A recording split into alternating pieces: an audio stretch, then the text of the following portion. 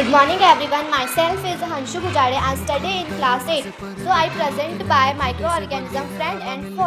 Microorganism का मतलब होता है सूक्ष्म जीव हमारे लिए अच्छे और बुरे. So I can introduce of microorganism. Microorganism are present all around but they are too small to seen with naked eyes. Micro organism हमारे चारों ओर प्रेजेंट होते हैं पर वो इतने छोटे होते हैं कि हम उसे हमारी आंखों से देख नहीं पाते हैं. So my first topic is micro organism microbes. Micro organism में भी अनसेलुलर और multicellular.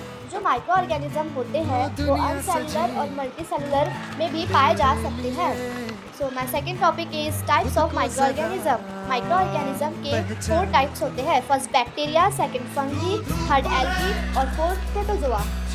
So my second topic is virus. Virus are also considered as microorganism.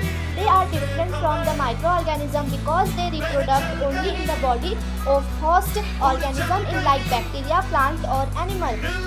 Virus को हम माइक्रोऑर्गेनिज्म कह सकते हैं पर वो माइक्रोऑर्गेनिज्म से डिफरेंट होते हैं क्योंकि जो वायरस होते हैं वो ह्यूमन और प्लांट और एनिमल की बॉडी में होस्ट करते हैं. So my second topic is friend and Foy. कौन से माइक्रो ऑर्गेनिज्म हमारे लिए अच्छे हैं और कौन से बुरे. Microorganism play an important role in our life. जो माइक्रो ऑर्गेनिज्म होते हैं उसका हमारी लाइफ में बहुत इम्पॉर्टेंट रोल होता है. Some of them are beneficially in many way various, some other are harmful and cause diseases. कुछ माइक्रो ऑर्गेनिज्म हमारे लिए फ़ायदेमंद होते हैं और कुछ माइक्रो ऑर्गेनिज्म हमारे लिए बहुत हानिकारक होते हैं. So my next topic is commercial uses of microorganism. Microorganisms are used for large-scale production of alcohol and wine and acetic vinegar. Yeast is used for commercial production of alcohol and wine. जो micro organism होता है अगर हम उसका use ज़्यादा मात्रा में करें तो हम उससे alcohol, wine, acetic acid, vinegar जैसी चीज़ों को बना सकते हैं.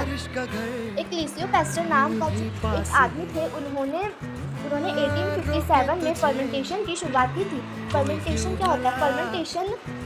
फर्मेंटेशन में हम नेचुरली शुगर से अल्कोहल और वाइन बना सकते हैं. तो my next topic is medical uses of micro organism. Medical में माइक्रो ऑर्गेनिज्म का क्या यूज होता है? Whenever you feel ill, the doctor may give you some antibiotic tablet, capsules or injections such of penicillin. अगर कभी आपको doctor की ज़रूरत पड़े तो डॉक्टर आपको एंटीबायोटिक पेनिसिलिन की चीज़ें देंगे जैसे कि टैबलेट, कैप्सूल और injection. These medicines kill or stop the growth of diseases causing microorganism. जो मेडिसिन होते हैं वो पूरे माइक्रो ऑर्गेनिज्म को मारते हैं. So my next topic is frequency while administering antibiotic. It is important to remember the antibiotic should be taken only on the advice of qualified doctor. अगर आपको कभी एंटीबायोटिक लेने की ज़रूरत पड़े तो आपको कोई क्वालिफाइड डॉक्टर से पूछना चाहिए कि हम इसे ले सकते हैं या फिर नहीं. Antibiotics are not effective against cold and flu as this caused by virus. अगर हमें सर्दी, खांसी या जुकाम है और हम एंटीबायोटिक लेते हैं तो वो हमारे लिए फ़ायदेमंद नहीं रहेगा क्योंकि हमें सर्दी, खांसी, जुकाम वायरस के कारण होता है. So my next topic is penicillin. In 1929, Alexander Fleming was working on the culture to diseases causing bacteria. एक अलेक्जेंडर फ्लेमिंग नाम के आदमी थे जिन्होंने बैक्टीरिया को खत्म करने की खोज की थी. उन्होंने बैक्टीरिया को खत्म करने की खोज 1929 में की थी. So my next topic is vaccine.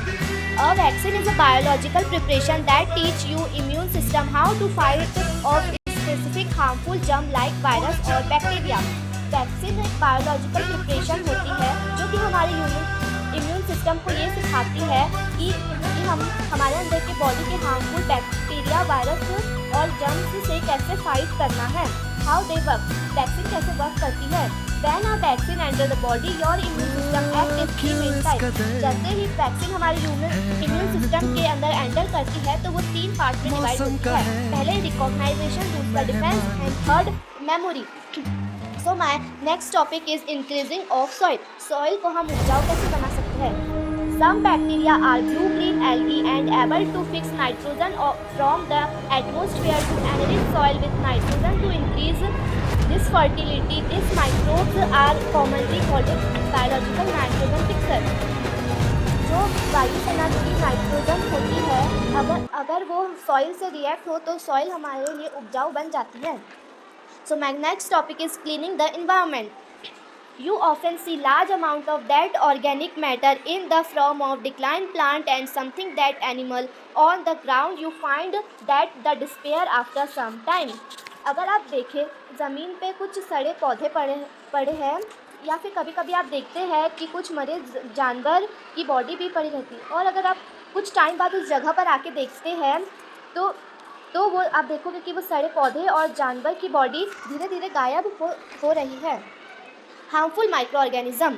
Microorganism harmful in way was some of the microorganism cause diseases in harmful being plant and animal. Such diseases causing microorganism are called पैंथागोन। एक पैंथागोन नाम का माइक्रोऑर्गेनिज्म होता है जो हमारे लिए बहुत हार्मफुल होता है, जो कि ह्यूमन बीइंग, प्लांट और एनिमल के अंदर एंटर करता है।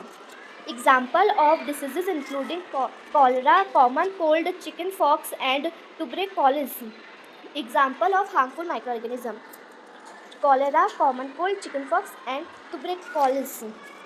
So my next topic is food preservation. Food is spoiled by microorganisms. Spoiled food has bad smell and bad taste are caused food poisoning. Food can be preserved by the protecting it from microorganisms. Food microorganism के कारण ख़राब हो जाता है तो उसकी smell भी ख़राब आती है और टेस्ट भी ख़राब आता है। अगर हम उस ख़राब फूड को खा लेते हैं तो हमें फूड पॉइजनिंग भी हो सकती है। हमें फूड को प्रिजर्व करना चाहिए फॉर माइक्रोऑर्गेनिज्म से। So my next topic is nitrogen cycle. Nitrogen cycle क्या होता है? Nitrogen cycle was the continuous process by which atmospheric nitrogen is converted into a noble compound for living organism, circulate through the food chain and it eventually return to the atmosphere. It essentially for life. For us, nitrogen is core component of protein and DNA and chlorophyll.